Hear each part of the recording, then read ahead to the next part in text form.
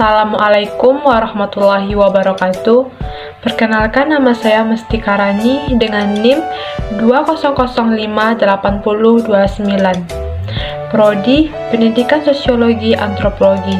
Adapun tujuan saya dalam pembuatan video kali ini yaitu untuk pemenuhan tugas mata kuliah Ilmu Pengetahuan Sosial dengan materi kehidupan sosial masyarakat Indonesia pada masa praaksara, Hindu-Buddha, dan Kerajaan Islam. Yang pertama itu kehidupan manusia pada masa praaksara. Pada masa praaksara ini terdapat beberapa kehidupan. Yang pertama, masa berburu dan mengumpulkan makanan. Kehidupan manusia berburu dan mengumpulkan makanan telah ada sejak zaman Pithecanthropus sampai dengan Homo sapiens.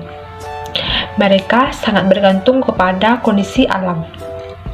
Selain itu, mereka juga tinggal di padang rumput, semak belukar yang letaknya berdekatan dengan sungai. Manusia pada masa berburu dan mengumpulkan makan ini, mereka tinggal di padang rumput dan semak belukar. Adapun tujuan mereka tinggal di sana yaitu karena daerah tersebut merupakan persinggahan hewan-hewan seperti kerbau, kuda, monyet, benteng, dan rusa, di mana hewan-hewan tersebut akan mereka jadikan berburu untuk mengumpulkan makanan mereka. Selain berburu, mereka juga mengumpulkan makanan berupa tumbuh-tumbuhan seperti ubi, keladi, daun-daunan, dan buah-buahan.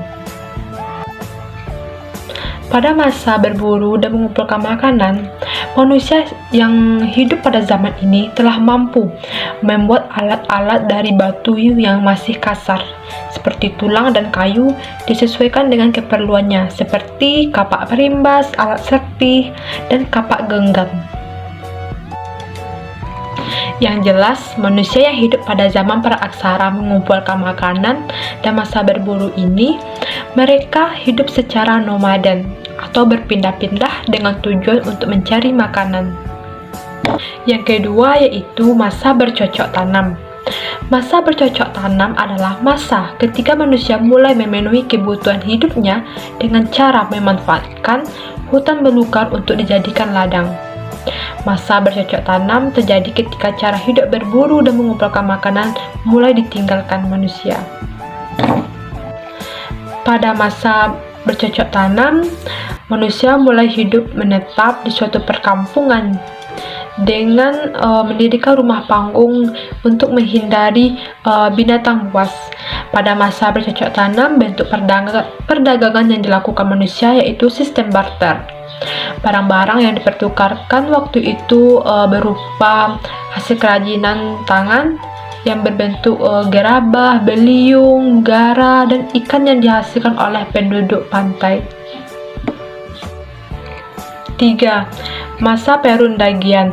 Masa Perundagian merupakan masa akhir prasejarah di Indonesia.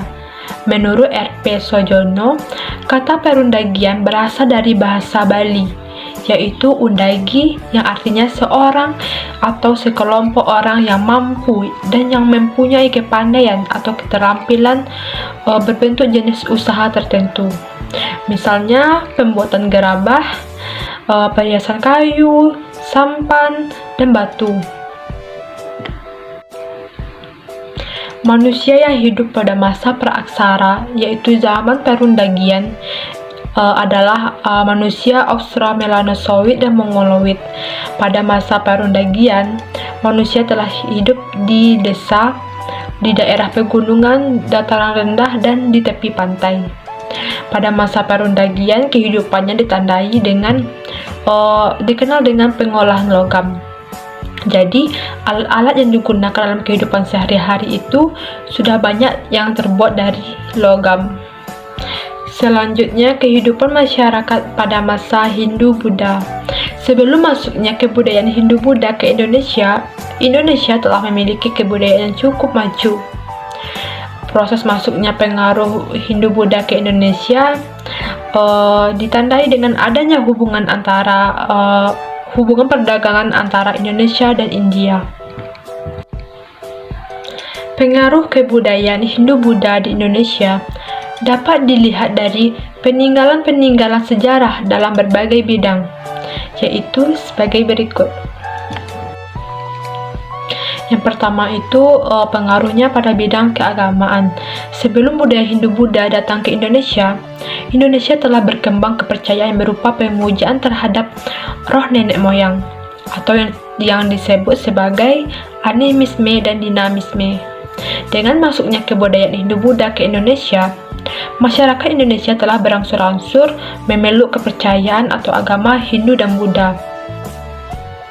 Yang kedua yaitu di bidang politik. Dalam sistem ini, kelompok-kelompok kecil masyarakat bersatu dengan wilayah yang luas. Kepala suku yang terbaik dan terkuat berhak atas tampuk kekuasaan.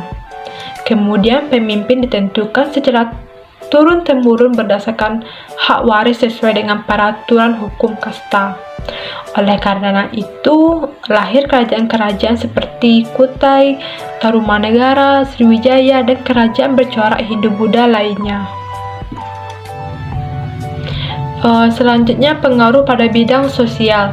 Masuknya kebudayaan Hindu-Buddha menjadikan rakyat Indonesia mengenal aturan kasta.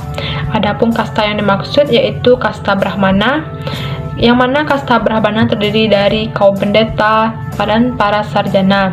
Selanjutnya, kasta Ksatria, yaitu para prajurit dan bangsawan.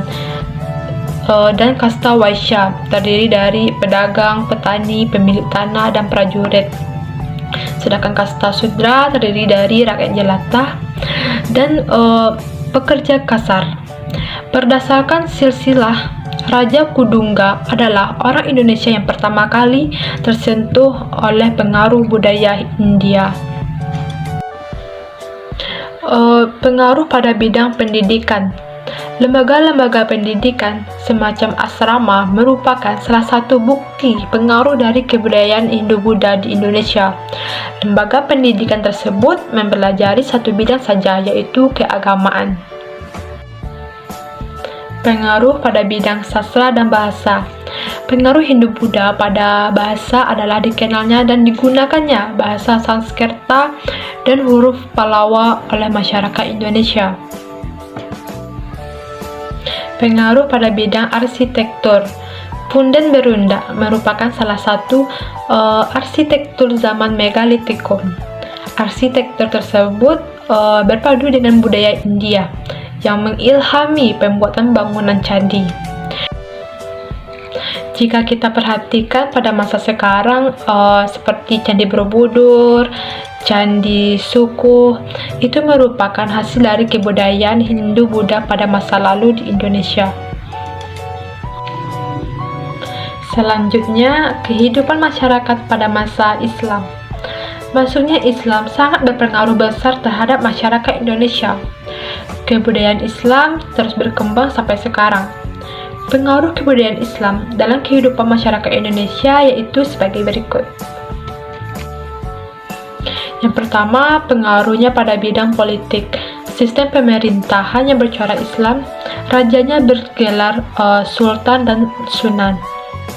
Jika rajanya yang meninggal, tidak dimakamkan di candi, akan tetapi dimakamkan secara Islam. Yang kedua yaitu bidang sosial. Kebudayaan Islam tidak menerapkan aturan kasta seperti kebudayaan Hindu-Buddha. Pengaruh Islam yang berkembang pesat membuat mayoritas masyarakat Indonesia memeluk agama Islam. Hal ini menyebabkan aturan kasta mulai memudar di masyarakat Indonesia. Yang ketiga yaitu bidang pendidikan. Pendidikan Islam berkembang di pesantren-pesantren. Sebenarnya pesantren ini telah berkembang sebelum Islam masuk ke Indonesia. Akan tetapi setelah Islam masuk, mata pelajaran dan proses pendidikan berubah menjadi pendidikan Islam di pesantren. Yang keempat yaitu bidang arsitektur dan kesenian. Islam telah memperkenalkan tradisi baru dalam teknologi arsitektur, yaitu berupa masjid dan istana. Ada perbedaan antara masjid-masjid yang dibangun pada awal masuknya Islam ke Indonesia dan masjid yang ada di Timur Tengah. Contoh, Masjid Demak, Masjid Banten. Teks-teks dari Al-Quran merupakan tema yang sering dituangkan dalam seni kaligrafi. Media yang sering digunakan adalah nisan makam, dinding masjid, mihrab, kain tenunan, kayu, dan kertas sebagai pajangan. Baiklah, hanya itulah yang dapat saya sampaikan pada video kali ini. Jika ada kekurangan atau kelebihan, saya mohon maaf. Wassalamualaikum warahmatullahi wabarakatuh.